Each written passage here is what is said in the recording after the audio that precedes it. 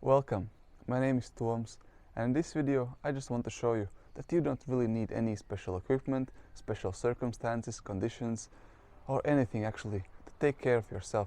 Take a bit of time, as much as or little as you want, to stretch. So the point is, I'm here walking with my jeans and taking a break from a bit of a hike, taking cover from the rain, and I decided that my body needs a morning stretch, and that's what I'm about to do. And as I said, I don't have my yoga mat with me, I don't have yoga pants, nothing really, I'm just as I am. And there's always possibility to do something for yourself, whatever that is. And if you know your outcome clearly, and that for me it's stretch my legs a bit, then it's that much easier to follow through and continue. So let's get on it. So one of my favorite exercises is squat. It's really helpful for opening up the hips. And I could be sitting here for a couple of minutes, but because I'm a bit of a rush or I'm thinking about my productivity, I'm not going to sit here too much. It's just for opening and warming up my body.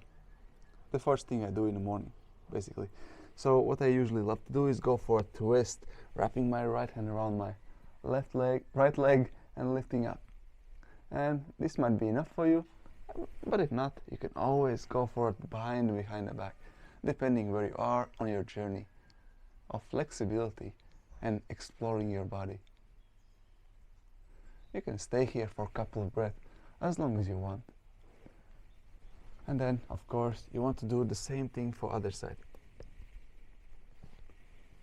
And notice, I didn't even had to change my pants, take my shoes off, find some special place, just in a flat space. Try to do the same or similar things to both sides. Not always possible, but if you notice that one side is a bit more stiffer than the other one, maybe you want to pay more attention to that side. So practicing balanced way doesn't mean that you have to do exactly the same thing to both sides. It just means that you pay same attention needed. So one side might need a bit more attention. So don't have to be anything specific.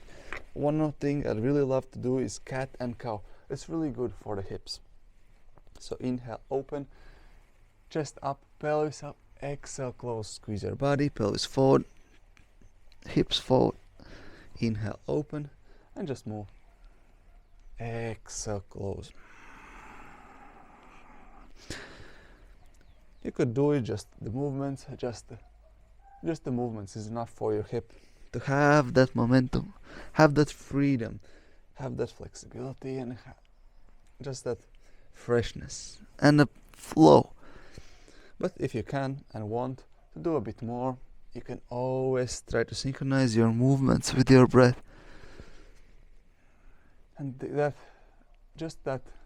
focus on your breath, on your breathing, even Ujjayi breathing if you want, allows you to come deeper into the present moment and connect with your body. You can always try to connect with your ground. Try to feel your hands pressing into the ground as well, and that gives you this grounding sensation of being present. You can do this as much or little as you want until you feel relaxed. You can always do some movements here, some circles.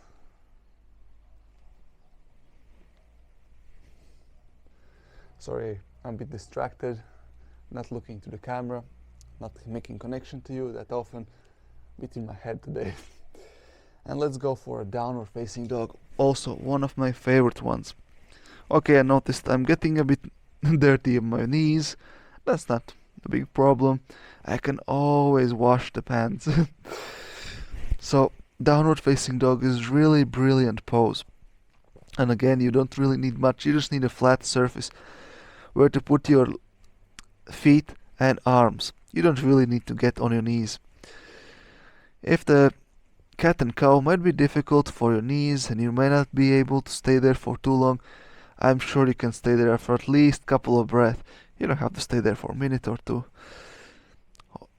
And let's get back to the downward facing dog. What I love about downward facing dog is that it's very universal pose, and it gives you that really nice deep stretch, and also makes you a bit humble. Okay, life happens. Sometimes you get interrupts, and I don't know was it good or not, but I forgot my headphones into my ears and someone just called me. So life happens, no worries. Let's continue with our yoga practice, stretching. Body doesn't mind, it's just our mind that minds. Anyway, downward facing dog. So what I really love a downward facing dog, it's really awesome position, especially in the morning, to stretch your legs. First and foremost, I start from the legs, I walk my dog to warm myself up, then I get to stick my butt up and down, and I stretch my shoulders at the same time. I don't really need to push myself to do anything here, just to stay here and let the gravity do some work. And from here, what I love to do is walk or step forward to the forward bend, grabbing my elbows or just letting the gravity do the work for me. Also brilliant for stretching my legs. It's always useful if you have some kind of small goals, even silly goals, to motivate you to do some exercise. And for me, I have two silly goals for the moment. One of them, I really love to do handstands, so I try to practice them whenever I can. And I just recently started doing handstand presses, and to do them a bit more gracefully, it helps to have a bit more flexibility in the legs. You might see it in a moment if I make a demonstration. And to do that, it's really helpful to stay in these forward bends. And from the science, you know that fascia is one of the things that is responsible for our flexibility. And to give that fascia a stretch, you need to stay there for at least 2 minutes. And 2 to 3 minutes is enough. So 2 to 3 minutes in a pose. I usually don't take time, I just stay here a bit longer stance just to feel that stretch, more than a 5 breath. So anything between 5 and 10 breath, maybe up to the 2 and 3 minutes, just staying here however I feel. I always like to do some twists here, and yeah, just to have that twist and massage to my inner organs, to give a bit more of blood flow to my inner body. When I'm doing the practice for myself, I always focus a bit more on my breathing than now. Now I'm explaining when talking to the things. I can always stay here for a moment just to warm my back, bring my shoulders back and down, press my scapulas back, and reach my hands forward. If I want to challenge myself, I can go with my hands up. I can always stand up and find myself into the mountain pose and go through the sun salutation. Inhale up, exhale down. Inhale halfway up, exhale down. Stepping into the plank, lower plank. Exhaling, inhaling up, opening up the chest, following the pattern of Vinyasa yoga, exhaling down, and finding myself into the downward facing dog. Love to do the 3-leg dog to have a bit more deeper stretch into my legs. Usually do it on the first or the second down dog for at least 3 breaths each leg. And then once done, I could stay here for a while longer or try to do the jump or float. And if I feel like it, transition to the handstand. And then gradually maybe stay for a while, do a bit stretch for legs, and when I'm ready, standing up to the standing position to the mountain pose. And that will be kind of a minimum yoga morning routine.